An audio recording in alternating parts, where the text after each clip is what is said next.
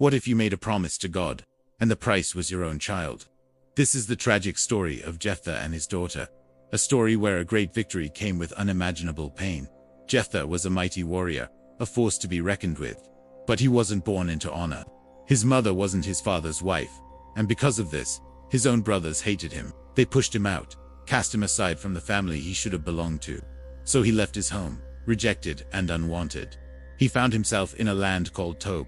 There, other outcasts, men who had also been pushed to the fringes of society, gathered around him. In this group of forgotten men, Jephthah found his place. He became their leader, strong, brave, and fierce, a commander forged in the fires of rejection. Years went by. Back in Israel, danger was brewing. The Ammonites, a powerful enemy, were preparing to attack. Suddenly, the leaders of Israel were terrified. They were outmatched and desperate. And in their desperation, they remembered the very man they had once thrown away, Jephthah, the warrior. They went to him, humbling themselves. "Lead us," they begged. "Fight for us. Be our commander." Jephthah looked at the men who had despised him. "You hated me," he said.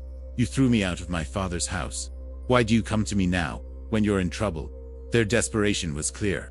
They promised him, "If you fight for us and win, you will be our leader. You will rule over all of us." It was the one thing he had always been denied: acceptance and power. So, he agreed. As he prepared for the battle that would define his life, Jephthah prayed to God. But his prayer wasn't just a plea for help. It became a vow, a reckless and dangerous one. He declared, "God, if you give me victory over the Ammonites, I promise that when I return home, whatever comes out of the door of my house to greet me first, I will offer it to you as a burnt offering." He didn't think twice.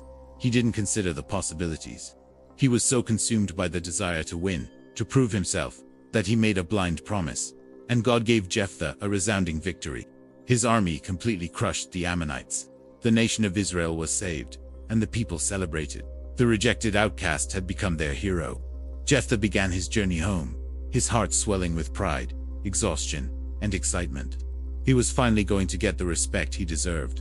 He approached his house, the place he had been thrown out of years ago. And then, the door opened. It wasn't a servant. It wasn't an animal from his flock. It was his only child, his daughter. She came out dancing, her hands alive with the sound of tambourines, her face beaming with joy. She was so happy, so proud to see her father return safely from war. In that instant, Jephthah's world collapsed. The victory turned to ash in his mouth. He tore his clothes, a sign of utter devastation, and cried out, "Oh, my daughter, you have brought me to my knees. I have made a solemn promise to God, and I cannot break it." His daughter, seeing his agony, looked at her father and responded with a calm that is hard to comprehend. "Father," she said, "if you have made a vow to God, then you must do to me as you have promised. But please, grant me one request. Give me 2 months to go to the mountains and mourn with my friends, because I will never marry or have a family." Her grief wasn't just for her life, but for the life she would never get to live. The joy of a wedding, the blessing of children, the simple grace of growing old. Jephthah, bound by his own words, agreed. For 2 months, she and her friends walked the hills, mourning the future that was stolen from her. When the time was up, she returned to her father. The Bible states it plainly and heartbreakingly. He did to her as he had vowed. Israel never forgot her. Her story became a memorial. Every year, for 4 days, the young women of Israel would go out to commemorate the daughter of Jephthah, remembering her sacrifice, her courage, and her quiet faith. This is a painful and complicated story. It's a story about a father who spoke before he thought, whose ambition clouded his judgment. It's about a daughter who obeyed with a strength and faith that is almost unbelievable. So, what can we possibly learn from such a tragic event? First, be careful with the promises you make, especially to God. Our words have weight, and God takes them seriously. Jephthah didn't need to make that vow. God never asked for it. It was a bargain born of insecurity. Second, power without wisdom is dangerous. Jephthah was a brilliant military strategist, strong in battle, but he was weak in wisdom. His impulsive vow shows that strength on the battlefield doesn't always translate to wisdom at home. Third, the choices of parents have profound effects on their children. One rash promise, one moment of unchecked ambition, changed his daughter's life forever. And finally, faith can be incredibly painful. Jephthah's daughter showed a quiet, resolute strength. She didn't run. She didn't fight back or curse her father.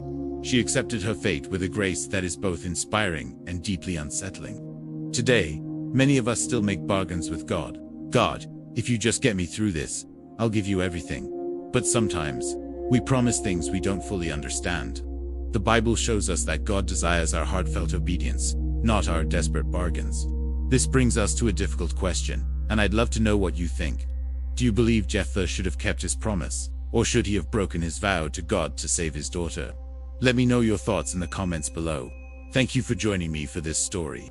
If you found this meaningful, please give it a like and subscribe to the channel for more powerful Bible stories told in a simple and honest way.